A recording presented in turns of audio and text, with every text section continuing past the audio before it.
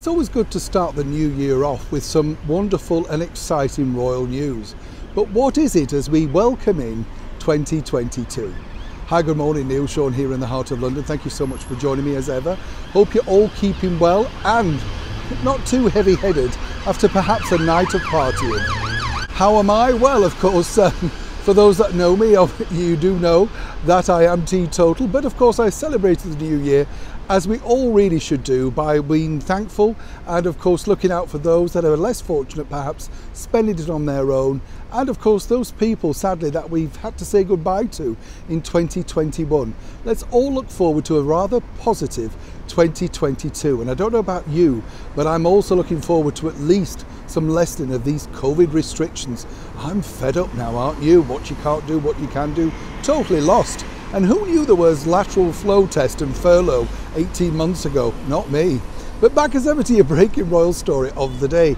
It's interesting to note with the royals because they always have, a good and a bad year. We've seen some terrible things happen, sadly, to our gracious royal family in 2021. But this, in 2022, is at least some good news.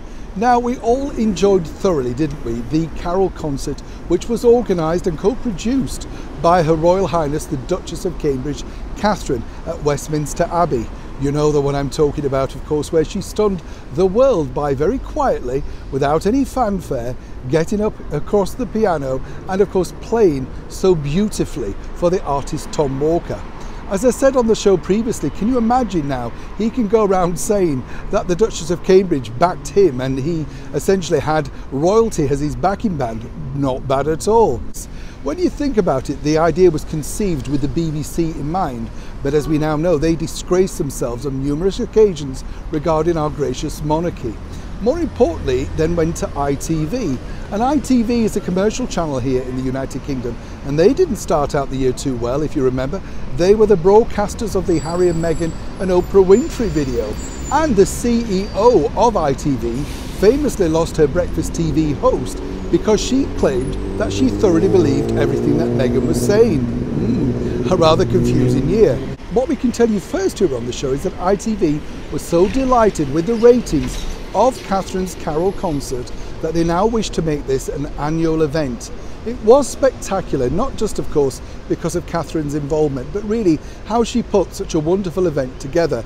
All the people that had done so much for so many others during the terrible pandemic that we're still all living through. And of course they were all noted, met and greeted.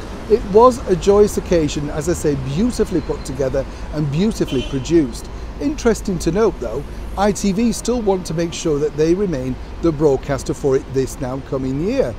As yet, we're not quite sure which broadcaster Her Royal Highness the Duchess of Cambridge will agree to, or will in fact they decide to screen it through their very own YouTube channel, because of course they're doing spectacularly well on there too. No doubt they're watching this channel as well, but there you go. As soon as I know more, I'll let you know more, but let's wish Catherine, William and of course their 3 children all very good wishes for a brand new year. Neil Sean in the very heart of London.